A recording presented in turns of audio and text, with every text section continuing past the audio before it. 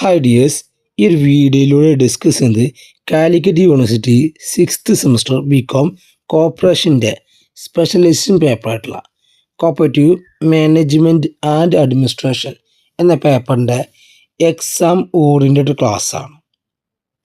പല വിദ്യാർത്ഥികളും ഈ ഒരു പേപ്പർ പറയാറുള്ളത് വൺ ഓഫ് ദി ടഫ് പേപ്പറായിട്ടാണ്. ചില ഏരിയകളിൽ കുറഞ്ഞ ബുദ്ധിമുട്ടുള്ള ഏരിയകൾ ഉണ്ടെങ്കിൽ പോലും ഈ ഒരു പേപ്പർ കൃത്യമായിട്ട് മനസ്സിലാക്കി കഴിഞ്ഞാൽ വളരെ എളുപ്പത്തിൽ മാർക്ക് സ്കോർ ചെയ്യാൻ പറ്റുന്ന ഒരു സിമ്പിൾ പേപ്പറാണിത്. Cooperative management and administration. വളരെ കുറഞ്ഞ ടോപ്പിക്ക് ഈ പേപ്പറിൽ നമുക്ക് പഠിക്കാനുള്ളൂ. അതിലും പല കാര്യങ്ങൾ കഴിഞ്ഞ സെമസ്റ്ററിലായിട്ട് നമ്മൾ പഠിച്ച കാര്യങ്ങളാണ്. അപ്പോൾ 5 മൊഡ്യൂളാണ് യൂണിവേഴ്സിറ്റി സിലബസ് എഴുതുന്നത്. അതിൽ ഒന്നാമത്തെ മൊഡ്യൂള് മാനേജ്മെൻറ്റ് ഓഫ് സൊസൈറ്റീസ് ആണ്. അപ്പോൾ ഈ ഒരു പേപ്പറിലെ ഏറ്റവും പ്രധാനപ്പെട്ട ഒരു മൊഡ്യൂളാണിത്, മാനേജ്മെൻറ്റ് ഓഫ് സൊസൈറ്റീസ്. ഇതിലെ കുറച്ച് ബുദ്ധിമുട്ടുള്ള മൊഡ്യൂളും മാനേജ്മെൻറ്റ് ഓഫ് സൊസൈറ്റീസാണ്. ഈ ഒരു മൊഡ്യൂളിലെ 100% 100% സിലബസും നമ്മൾ കഴിഞ്ഞ സെമസ്റ്ററിലെ ലീഗൽ എൻവയോൺമെൻറ്റ് ഫോർ കോപ്പറേറ്റീവ്സിൽ പഠിച്ച കാര്യങ്ങളാണ്. എങ്കിലും ഇവിടെയും ഏറ്റവും പ്രധാനപ്പെട്ട മൊഡ്യൂൾ അത് തന്നെയാണ്, മാനേജ്മെൻറ്റ് ഓഫ് സൊസൈറ്റീസ് തന്നെയാണ്. കുറച്ചൊക്കെ ബുദ്ധിമുട്ടുള്ള കാര്യങ്ങളും ആ ഒരു മൊഡ്യൂളിലുണ്ട്. Second module role of management in development of cooperative organisation ആണ്. വൺ ഓഫ് ദി സിമ്പിൾ മൊഡ്യൂളാണ്. ദെൻ തേർഡ് മൊഡ്യൂൾ ഇത് കോപ്പറേറ്റീവ് ലീഡർഷിപ്പാണ്. 1-2 ടോപ്പിക്ക് ഈ ഒരു മൊഡ്യൂളിലൊക്കെ പഠിക്കാനുള്ളൂ. മൊഡ്യൂൾ 4 കോപ്പറേറ്റീവ് അക്കൗണ്ടിങ് ആണ്. വളരെ പ്രധാനപ്പെട്ട ഒരു മൊഡ്യൂളാണ്. ഈ ഒരു ഭാഗത്ത് നിന്ന് പ്രോബ്ലംസ് വരാറുണ്ട്. ഈ ഒരു പേപ്പർ തിയറി പേപ്പർ ആണെങ്കിൽ പോലും കോപ്പറേറ്റീവ് അക്കൗണ്ടിങ് എന്ന ഏരിയ ഉണ്ടായത് കൊണ്ട് ഈ ഒരു ഏരിയയിൽ നിന്ന് പ്രോബ്ലംസ് വരാറുണ്ട് എന്ന കാര്യം എല്ലാവരും കൃത്യമായിട്ട് മനസ്സിലാക്കാം. മൊഡ്യൂൾ 5 കോപ്പറേറ്റീവ് ഓഡിറ്റ് ആണ്. 6th സെമസ്റ്ററിൽ നമുക്ക് പഠിക്കാനുള്ള മറ്റൊരു പേപ്പറാണിത്, ഓഡിറ്റിങ്. ആ ഓഡിറ്റിങ്ങിൽ പറയുന്ന സെയിം കാര്യങ്ങളാണ് എന്ത് കോപ്പറേറ്റീവ് ഓഡിറ്റിന് നമുക്ക് പഠിക്കാനുള്ളത്. അത്ര ഡീറ്റെയിൽഡ് ആയിട്ടൊന്നുമില്ല, ഇവിടെ ജസ്റ്റ് ഒരു മൊഡ്യൂൾ മാത്രമേ ഉള്ളൂ. അവിടെ കമ്പനിയുടെ ഓഡിറ്റ് ആണ്, ഇവിടെ കോപ്പറേറ്റീവ് സൊസൈറ്റി ഓഡിറ്റ് ആണ്. ആ മാറ്റം മാത്രമേ ഉള്ളൂ. അപ്പോൾ ഓരോ മൊഡ്യൂളിലെയും കാര്യങ്ങൾ നമുക്ക് ഡീറ്റെയിൽഡായി നോക്കാം. അപ്പോൾ എല്ലാവർക്കും പുതിയൊരു ക്ലാസ്സിലേക്ക് സ്വാഗതം. നമ്മൾ ഈ ഒരു ചാനലിലൂടെ ബികോം BBA റിലേറ്റഡ് ആയിട്ടുള്ള വീഡിയോസ് ചെയ്യാറുണ്ട്. അപ്പോൾ എല്ലാവരും മാക്സിമം സപ്പോർട്ട് ചെയ്യാം. Module 1 management of societies. ഈ ഒരു പേപ്പറിലെ ഏറ്റവും പ്രധാനപ്പെട്ടതും കുറച്ച് ലെങ്തി ആയിട്ടുള്ള ഒരു മൊഡ്യൂളാണ് മാനേജ്മെൻറ്റ് ഓഫ് സൊസൈറ്റീസ് എന്നത്. ഈ ഒരു മൊഡ്യൂളിലെ 100% സിലബസും കഴിഞ്ഞ സെമസ്റ്ററിലെ ലീഗൽ എൻവയോൺമെൻറ്റ് ഫോർ കോപ്പറേറ്റീവ്സ് എന്ന് പറയുന്ന പേപ്പറിൽ പഠിച്ച കാര്യങ്ങളാണ്.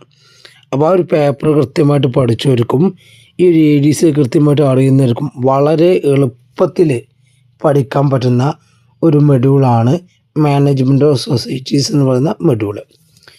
ഈ ഒരു മൊഡ്യൂൾ നമ്മൾ ഫസ്റ്റ് അറിഞ്ഞിരിക്കേണ്ടത് ജനറൽ ബോഡിയാണ്. ജനറൽ ബോഡി എന്ന് പറഞ്ഞാൽ ഒരു കോപ്പറേറ്റീവ് സൊസൈറ്റിൻ്റെ അപ്പെക്സ് ആൻഡ് അൾട്ടിമേറ്റ് അതോറിറ്റിയാണ്. ഒരു കോപ്പറേറ്റീവ് സൊസൈറ്റിൻ്റെ സുപ്രീം അതോറിറ്റിക്ക് പറഞ്ഞ പേരാണത് ജനറൽ ബോഡി. അപ്പോൾ എന്താണ് general body? Supreme authority of a cooperative society. അപ്പോൾ എന്താണ് ജനറൽ ബോഡി? അതിൻ്റെ പവേഴ്സും ഫങ്ഷൻസും കൃത്യമായിട്ട് പഠിക്കണം.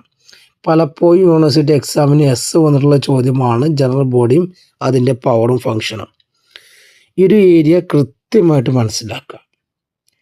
പിന്നീട് ഇവിടെ അറിഞ്ഞിരിക്കേണ്ടതാണ് different types of general body. എന്താണ് ഫസ്റ്റ് ജനറൽ ബോഡി? ഒരു കോപ്പറേറ്റീവ് സൊസൈറ്റി സ്റ്റാർട്ട് ചെയ്യുമ്പോൾ സ്റ്റാർട്ട് ചെയ്താൽ ഉടനെ കൂടുന്ന ജനറൽ ബോഡിയാണിത്, ഫസ്റ്റ് ജനറൽ ബോഡി. എന്താണ് റെപ്രസെൻറ്റേറ്റീവ് ജനറൽ ബോഡി? എന്താണ് സ്പെഷ്യൽ ജനറൽ ബോഡി? എന്താണ് ആനുവൽ ജനറൽ ബോഡി? ഈ കാര്യങ്ങളും ഇവിടെ കൃത്യമായിട്ട് അറിഞ്ഞിരിക്കണം. അപ്പോൾ ജനറൽ ബോഡി എന്ന് പറയുന്ന ഭാഗത്ത് ജനറൽ ബോഡി, അതിൻ്റെ പവർ, ഫങ്ഷന്, ഡിഫറെൻറ്റ് ജനറൽ ബോഡീസ് കൃത്യമായിട്ട് ആ ഭാഗം പഠിക്കാം. പിന്നീട് ഇവിടെ വരുന്ന ഏരിയ ആണ് എലക്ഷന്.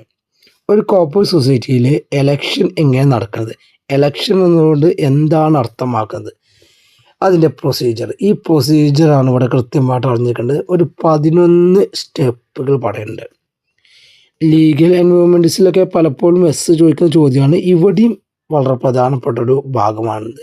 എലക്ഷനും അതിൻ്റെ പ്രൊസീജിയറും എസ് ആയിട്ടോ അല്ലെങ്കിൽ 5 മാർക്കിനൊക്കെ ചോദിക്കാൻ സാധ്യതയുള്ള ചോദ്യമാണ് എലക്ഷനും അതിൻ്റെ പ്രൊസീജിയറും. പിന്നീട് വരുന്ന ഒരു ടേമാണ് സൂപ്പർ സെക്ഷൻ. എന്താണ്? ഒരു കോപ്പറേറ്റ് സൊസൈറ്റിയിലെ കമ്മിറ്റി രൂപീകരിക്കുക, ആ കമ്മിറ്റിയെ പിരിച്ചുവിടലാണിത്. സൂപ്പർ സെക്ഷൻ കൊണ്ട് അർത്ഥം നമുക്ക് സൂപ്പർസീഡ് ദി കമ്മിറ്റി എന്ത് ചെയ്യുക? പിരിച്ചുവിടുക. അപ്പോൾ എന്താണ് സൂപ്പർ സെക്ഷനും അതിൻ്റെ സിർക്കംസ്റ്റാൻസസും ആണ് അവിടെ കൃത്യമായിട്ട് അറിയേണ്ടത്.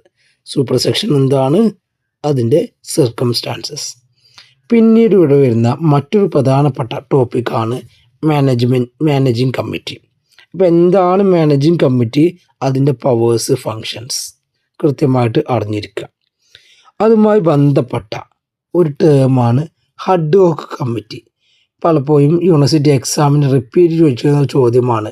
ഈ ഒരു പേപ്പറിൽ ഇടയ്ക്കിടയ്ക്ക് റിപ്പീറ്റ് വരുന്ന ടേമാണ്, 2 മാർക്കിൻ്റെ ടേമാണ് ഹഡ്ഹോക്ക് കമ്മിറ്റി. ടെമ്പററി കമ്മിറ്റിയാണ്. അതായത് നമ്മൾ മെയിൻ കമ്മിറ്റി രൂപീകരിക്കുന്നതിന് മുമ്പായിട്ട് എന്ത് ചെയ്യും, അതിൻ്റെ ആൾക്കാരൊക്കെ ആ സ്റ്റാർട്ട് ചെയ്യുന്ന സമയത്തുള്ളവരെ കൂടിയിട്ട് എന്ത് ചെയ്യും, ഒരു ടെമ്പററി കമ്മിറ്റി രൂപീകരിക്കും. അങ്ങനെ ടെമ്പററി കമ്മിറ്റിക്ക് പറഞ്ഞ പേരാണത് ഹഡ്ഹോക്ക് കമ്മിറ്റി. ദെൻ പിന്നീട് ഇവിടെ അറിഞ്ഞിരിക്കേണ്ട ഒരു പ്രധാനപ്പെട്ട ഏരിയയാണ് പ്രിവിലേജസ് ഓഫ് കോപ്പറേറ്റ് സൊസൈറ്റീസ്. അപ്പോൾ കോപ്പറേറ്റ് സൊസൈറ്റിക്ക് എന്ത് പല അധികാരങ്ങളും ഉണ്ട്. റിക്കവറി ഓഫ് ഡെപ്റ്റ് ആണ് ഏറ്റവും പ്രധാനപ്പെട്ട പ്രിവിലേജ്, ഫസ്റ്റ് ചാർജ്. അപ്പോൾ കോപ്പറേറ്റ് സൊസൈറ്റിയുടെ പ്രിവിലേജ് കൃത്യമായിട്ട് അറിഞ്ഞിരിക്കണം. 5 മാർക്കിനൊക്കെ വരാൻ സാധ്യതയുള്ള ഒരു ചോദ്യമാണ്. ദെൻ പിന്നീട് ഇവിടെ വരുന്ന മറ്റൊരു പ്രധാനപ്പെട്ട ഏരിയയാണ് സ്റ്റേറ്റ് എയ്ഡ് ടു കോപ്പറേറ്റീവ്സ്. ഒരു സ്റ്റേറ്റ് കോപ്പറേറ്റീവ്സിന് നൽകുന്ന സഹായങ്ങൾ എന്തൊക്കെയാണ്, അതിൽ കൃത്യമായിട്ട് അറിഞ്ഞിരിക്കേണ്ടത് PSPF principles of state partnership fund, then SSPF subsidiary state partnership fund. ഇതിൽ പ്രിൻസിപ്പൽ സ്റ്റേറ്റ് പാർട്ണർഷിപ്പ് എന്ന് പറഞ്ഞാൽ സ്റ്റേറ്റ് ഗവൺമെൻറ് എന്ത് നൽകും, ഡിസ്ട്രിക്ട് കോപ്പറേറ്റീവ് ബാങ്കിന് ഫണ്ട് നൽകും. അതായത് ഡിസ്ട്രിക്ട് കോപ്പറേറ്റീവ് ബാങ്കിൻ്റെ ഷെയറുകൾ പർച്ചേസ് ചെയ്യും. അങ്ങനെ സ്റ്റേറ്റ് ഗവൺമെൻറ് മെയിൻറ്റെയിൻ ചെയ്യുന്ന ഫണ്ടാണെന്ത്, principles of state partnership fund. അപ്പോൾ മെയിൻറ്റെയിൻ ചെയ്യുന്ന ആരാണ്, സ്റ്റേറ്റ് ഗവൺമെൻറ്റാണ്. എന്തിനാണ് മെയിൻറ്റെയിൻ ചെയ്യുന്നത്, ഡിസ്ട്രിക്ട് കോപ്പറേറ്റീവ്സിൻ്റെ അല്ലെങ്കിൽ ഡിസ്ട്രിക്റ്റിൻ്റെ ഷെയർസുകൾ വാങ്ങാൻ വേണ്ടി. ഇനി ഈ ഡിസ്ട്രിക്ട് കോപ്പറേറ്റീവ് ബാങ്ക്, അതായത് മിഡിൽ ടയർ പ്രവർത്തിക്കുന്ന district cooperative bank primary agriculture credit സൊസൈറ്റിക്ക് ഫണ്ട് നൽകി സഹായിക്കും. അതിനെയാണ് നമ്മൾ എന്ത് പറയുന്നത്, സബ്സിഡറി സ്റ്റേറ്റ് പാർട്ണർഷിപ്പ് ഫണ്ട് എന്ന് പറയുന്നത്. അപ്പോൾ സ്റ്റേറ്റ് പാർട്ണർഷിപ്പ് ഫണ്ട് എന്ന് പറഞ്ഞാൽ അത് മെയിൻറ്റെയിൻ ചെയ്യുന്നത് സ്റ്റേറ്റ് കോപ്പറേറ്റീവ് ബാങ്കാണ് അല്ലെങ്കിൽ സ്റ്റേറ്റ് ആണ്. എന്തിനു വേണ്ടിയാണ്, ഡിസ്ട്രിക്റ്റിന് ഫണ്ട് നൽകാൻ വേണ്ടി. ഇനി ആ ഫണ്ട് ഉപയോഗിച്ചിട്ട് ഡിസ്ട്രിക്റ്റ് ആരുടെ വാങ്ങും, പ്രൈമറിയുടെ വാങ്ങും. അതിനാണ് സബ്സിഡറി സ്റ്റേറ്റ് പാർട്ണർഷിപ്പ് ഫണ്ട് എന്ന് പറയുന്നത്. അപ്പോൾ എന്താണ് സ്റ്റേറ്റ് എയ്ഡ്, അതിൽ പ്രിൻസിപ്പൽ സ്റ്റേറ്റ് പാർട്ണർഷിപ്പ് ഫണ്ടും സബ്സിഡറി സ്റ്റേറ്റ് പാർട്ണർഷിപ്പ് ഫണ്ടും കൃത്യമായിട്ട് മനസ്സിലാക്കാം. ദെൻ പിന്നീട് വരുന്ന ടോപ്പിക്കാണ് properties and funds of societies. ഒരു സൊസൈറ്റീസിൻ്റെ ഏതൊക്കെ ഫണ്ടുകളാണുള്ളത്, അതിൽ ഏറ്റവും പ്രധാനപ്പെട്ട ഫണ്ടാണ് എഡ്യൂക്കേഷൻ ഫണ്ട്. പലപ്പോഴും യൂണിവേഴ്സിറ്റി എക്സാമിന് എന്താണ് എഡ്യൂക്കേഷൻ ഫണ്ട് എന്ന് ചോദിച്ചിട്ടുണ്ട്. അപ്പോൾ കോപ്പറേറ്റീവ് എഡ്യൂക്കേഷൻ ഫണ്ട് എന്താണെന്ന് കൃത്യമായിട്ട് മനസ്സിലാക്കാം. 2 മാർക്കിന് വരാൻ സാധ്യതയുള്ള ചോദ്യമാണ്. പിന്നീട് ഇവിടെ വരുന്ന വളരെ പ്രധാനപ്പെട്ടൊരു ഭാഗമാണ് disposal of net profit. Cooperative സൊസൈറ്റിയിൽ എങ്ങനെയൊക്കെയാണ് നെറ്റ് പ്രോഫിറ്റ് വീതിക്കുന്നത്, അതിൻ്റെ പ്രൊവിഷന് കൃത്യമായിട്ട് പഠിക്കുക. 5 മാർക്കിന് പലതവണ റിപ്പീറ്റായിട്ട് യൂണിവേഴ്സിറ്റി എക്സാം ചോദിച്ചിട്ടുള്ള ചോദ്യമാണിത്, ഡിസ്പോസൽ ഓഫ് നെറ്റ് പ്രോഫിറ്റ്. ആ ഒരു കാര്യം കൃത്യമായിട്ട് എല്ലാവരും പഠിക്കുക. ദെൻ പിന്നീട് വരുന്ന ഏരിയയാണ് എൻക്വയറിയും അതിൻ്റെ സർക്കംസ്റ്റാൻസസും പ്രൊസീജിയറും കൃത്യമായിട്ട് മനസ്സിലാക്കാം. ദെൻ പിന്നീട് വരുന്ന വളരെ പ്രധാനപ്പെട്ട കുറച്ച് കോൺസെപ്റ്റുകളാണ് വിജിലൻസ് ഓഫീസർ,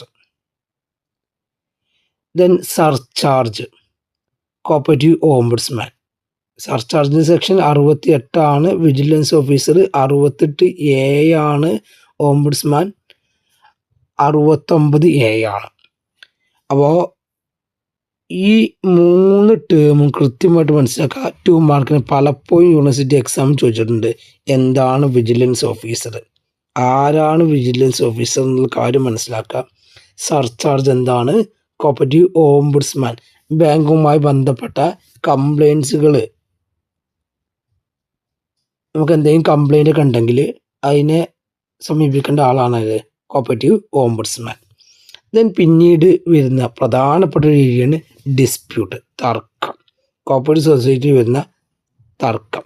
അപ്പോൾ എങ്ങനെയാണ് ഡിസ്പ്യൂട്ട് മെക്കാനിസം പലപ്പോഴും യൂണിവേഴ്സിറ്റി എക്സാമിന് ചോദിച്ചിട്ടുണ്ട്. അപ്പോൾ ഡിസ്പ്യൂട്ട് മെക്കാനിസം കൃത്യമായിട്ട് മനസ്സിലാക്കുക. ദെൻ കോപ്പറേറ്റീവ് ആർബിട്രേഷൻ കോർട്ട്, അതിൻ്റെ പവേഴ്സും കൃത്യമായിട്ട് പഠിക്കുക. അപ്പോൾ ഈ ഒരു ചോദ്യം വളരെ പ്രധാനപ്പെട്ട ഭാഗമാണ്. ഡിസ്പ്യൂട്ട് എന്താണെന്നും അതുപോലെ തന്നെ കോപ്പറേറ്റീവ് ആർബിട്രേഷൻ കോർട്ട് എന്ന്. ഒരു കോപ്പറേറ്റീവ് സൊസൈറ്റി ഡിസ്പ്യൂട്ട് തർക്കങ്ങൾ തീരുമാനിക്കുന്നത് ആർബിട്രേഷൻ കോടതി വഴിയാണ്. അതിൻ്റെ പവറും കൃത്യമായിട്ട് പഠിക്കുക. ദെൻ പിന്നീട് ഇവിടെ അറിഞ്ഞിരിക്കേണ്ട 2 പ്രധാനപ്പെട്ട ടേമാണ് ആർബിട്രേറ്റർ ആരാണ്, അതുപോലെ തന്നെ ഡിഗ്രി എന്താണ്. ഈ 2 ടേമും പലപ്പോഴും പരീക്ഷയ്ക്ക് വരാണ്ട് 2 മാർക്കിനായിട്ട് ആ ഒരു കാര്യം കൂടി കൃത്യമായിട്ട് മനസ്സിലാക്കാം. നെക്സ്റ്റ് വരുന്ന വളരെ പ്രധാനപ്പെട്ട ടോപ്പിക്കാണ് വൈൻഡിങ് അപ്പ്. വൈൻഡിങ് അപ്പ് എന്ന് പറഞ്ഞാൽ ഒരു കോപ്പറേറ്റീവ് സൊസൈറ്റി പിരിച്ചുവിടുക. Put to the end life of a society, ഒരു സൊസൈറ്റിയുടെ ലൈഫ് എന്ത് ചെയ്യുക, അവസാനിക്കുക, വൗണ്ട് അപ്പ് ചെയ്യുക. അപ്പോൾ എന്താണ് വൈൻഡിങ് അപ്പും അതിൻ്റെ പ്രൊസീജിയറും കൃത്യമായിട്ട് പഠിച്ചിരിക്കണം. ഈ വൈൻഡിങ് അപ്പിൻ്റെ കേസിൽ നമ്മൾ കൃത്യമായിട്ട് അറിഞ്ഞിരിക്കേണ്ട വ്യക്തിയാണ് liquidator, the person appointed to wind up of a cooperative society. ഒരു കോപ്പറേറ്റീവ് സൊസൈറ്റി വൈൻഡ് അപ്പ് ചെയ്യുന്നതിന് വേണ്ടി അപ്പോയിൻറ്റ് ചെയ്ത വ്യക്തിക്ക് പറഞ്ഞ പേരാണിത് ലിക്വിഡേറ്റർ. അപ്പോൾ ലിക്വിഡേറ്റർ ആരാണ്, അദ്ദേഹത്തിൻ്റെ പവേഴ്സ് കൃത്യമായിട്ട് മനസ്സിലാക്കണം. 5 മാർക്കിനോ അല്ലെങ്കിൽ ആയിട്ട് തന്നെ വരാൻ സാധ്യതയുള്ള ചോദ്യമാണ്. ദെൻ ലിക്വിഡേഷൻ്റെ പ്രൊസീജിയറും കൃത്യമായിട്ട് പഠിച്ചിരിക്കണം.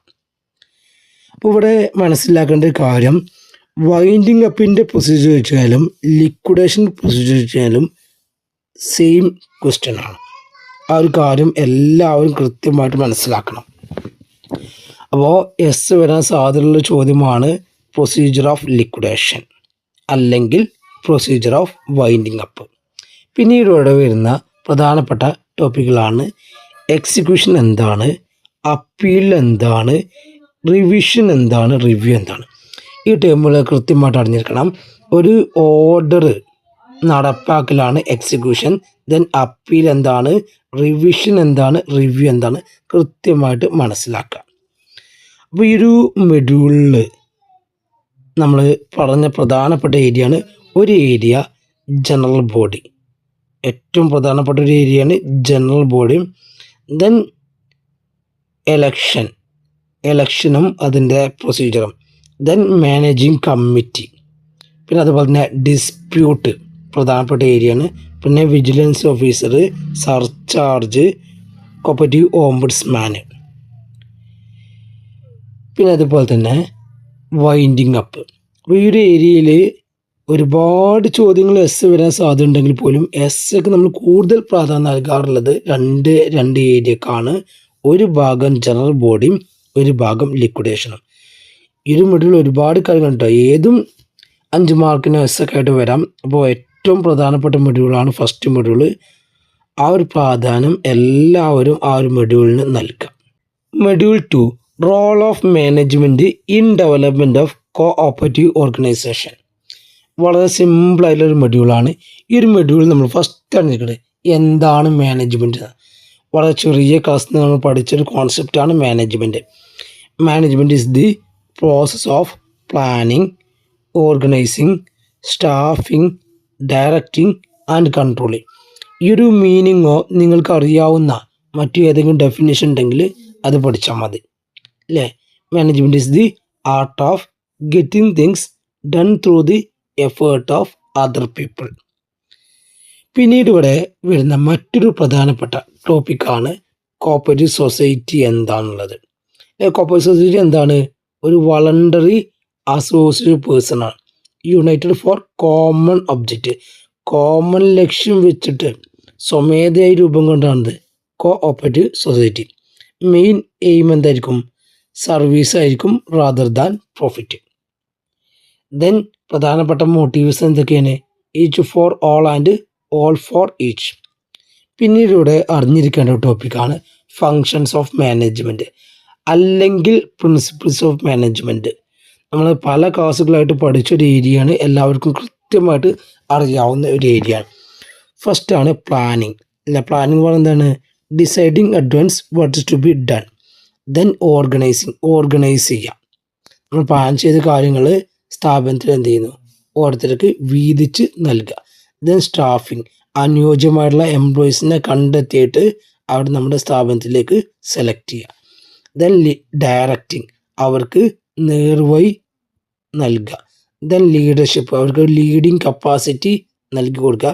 ദെൻ കമ്മ്യൂണിക്കേഷൻ, ആവശ്യമായിട്ടുള്ള ഇൻഫർമേഷൻസ് പാസ് ചെയ്യുക. ദെൻ കൺട്രോള്, നിർവഹയിൽ നയിക്കുക. അപ്പോൾ ഈ ഫങ്ഷൻസ് എല്ലാവരും കൃത്യമായിട്ട് മനസ്സിലാക്കുക, എല്ലാവർക്കും അറിയാവുന്നൊരു ഏരിയയാണ്. ദെൻ നെക്സ്റ്റ് വരുന്ന ടോപ്പിക്കാണ് cooperative principles. Cooperative theory and പ്രാക്ടീസിൽ ഡീറ്റെയിൽഡ് ആയിട്ട് പഠിച്ചൊരു ടോപ്പിക്കാണ് കോപ്പറേറ്റീവ് പ്രിൻസിപ്പിൾ.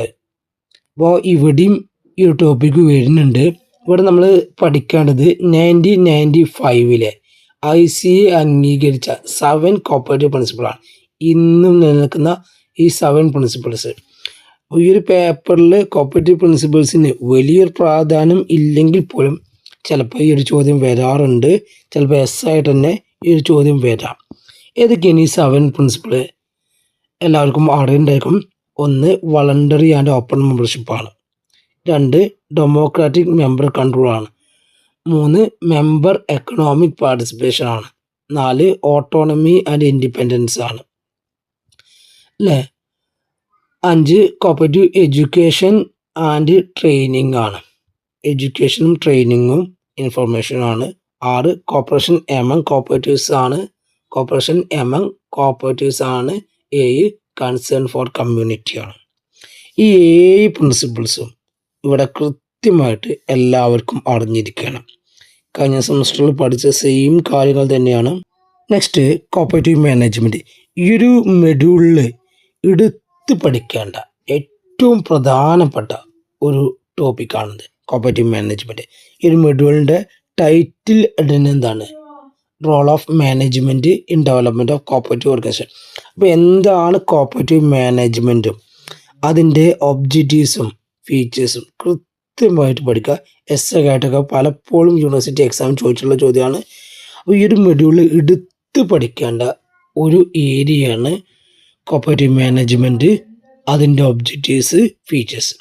പിന്നീട് വരുന്ന മറ്റൊരു പ്രധാനപ്പെട്ട ടോപ്പിക്കാണ് പ്രൊഫഷണലിസം ഇൻ കോപ്പറേറ്റീവ് മാനേജ്മെൻറ്റ്. എന്താണ് പ്രൊഫഷണലിസം?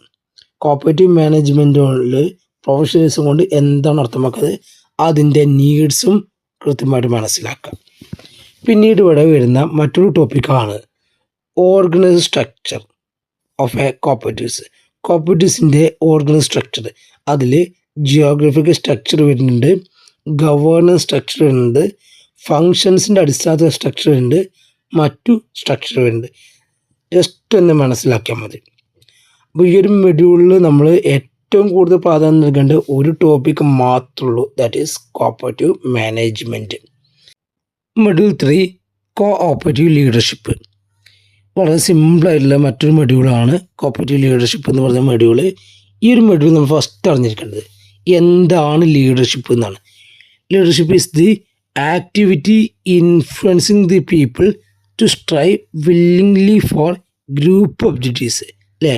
ഇൻഫ്ലുവൻസ് ചെയ്തിട്ട് ഒരു ഗ്രൂപ്പിൻ്റെ ലക്ഷ്യം നേടിയെടുക്കുന്നതിനാണ് നമ്മൾ ലീഡർഷിപ്പ് എന്ന് പറയുന്നത്. ഈ ഒരു ലീഡർഷിപ്പ് എന്ന് പറയുന്ന ഏരിയ നമ്മൾ കോർപ്പറേഷനിൽ അപ്ലൈ ചെയ്യുന്നതിനാണ് എന്ത് കോപ്പറേറ്റീവ് ലീഡർഷിപ്പ്. ഒരു സ്ഥാപനത്തിൻ്റെ അല്ലെങ്കിൽ ഒരു സൊസൈറ്റിയുടെ ലക്ഷ്യം നേടിയെടുക്കുന്നത് എന്ത് ചെയ്യുക? ഇൻഫ്ലുവൻസ് ചെയ്യിപ്പിച്ചിട്ട് ആ സ്ഥാപനത്തിൻ്റെ ലക്ഷ്യം നേടിയെടുക്കാതെ എന്ത് കോപ്പറേറ്റീവ് ലീഡർഷിപ്പ് കൊണ്ട് അർത്ഥമാക്കുന്നത്. അപ്പോൾ എന്താണ് കോപ്പറേറ്റീവ് ലീഡർഷിപ്പ്?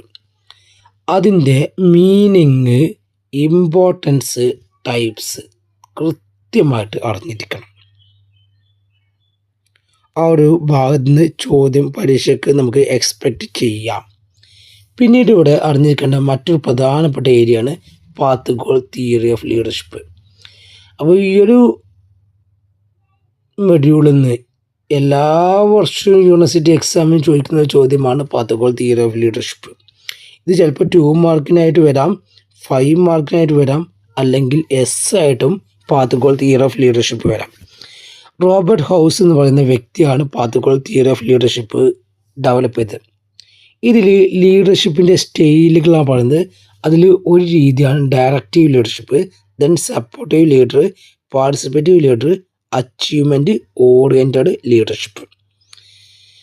അപ്പോൾ ഇത്രയും ലീഡർഷിപ്പ് സ്റ്റൈലുകളാണ് പാത്ത് ഗോൾ തിയറിയിൽ വരുന്നത്. ഏതൊക്കെയാണ്?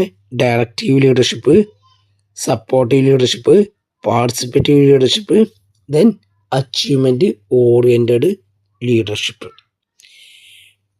പിന്നീട് ഇവിടെ മറ്റൊരു ടോപ്പിക്കാണ് ലീഡർഷിപ്പിൻ്റെ ക്വാളിറ്റീസാണ്. ഒരു ലീഡർഷിപ്പിൻ്റെ ക്വാളിറ്റീസ് അല്ലെങ്കിൽ ഒരു ലീഡറുടെ പ്രധാനപ്പെട്ട ക്വാളിറ്റീസ്. അപ്പോൾ ഒരു നല്ലൊരു ലീഡർക്ക് ഉണ്ടാകേണ്ട ക്വാളിറ്റീസും കൃത്യമായിട്ട് മനസ്സിലാക്കാം. പിന്നീട് ഈ ഒരു മൊഡ്യൂളിൽ വരുന്ന ഏരിയസ് എന്ന് പറഞ്ഞാൽ കേസ് സ്റ്റഡിയാണ്. അപ്പോൾ ഇതൊരു യൂണിവേഴ്സിറ്റി എക്സാമിന് കണ്ടിട്ടില്ല. ചിലപ്പോൾ ഒരു കേസ് ഈ ഒരു ചോദ്യത്തിൽ നിന്ന് വന്നു കഴിഞ്ഞാൽ നമുക്ക് എന്ത് ചെയ്യാൻ പറ്റില്ല, അത് സിലബസ് നല്ല എന്ന് പറയാൻ പറ്റില്ല. ഇവിടെ എന്തുണ്ട് ആ ഒരു കാര്യം മനസ്സിലാക്കുക. ലീഡർഷിപ്പ് എന്ന് പറയുന്ന ഭാഗത്ത് കേസ് സ്റ്റഡി ഉണ്ട് എന്നുള്ള കാര്യം എല്ലാവരും മനസ്സിലാക്കുക.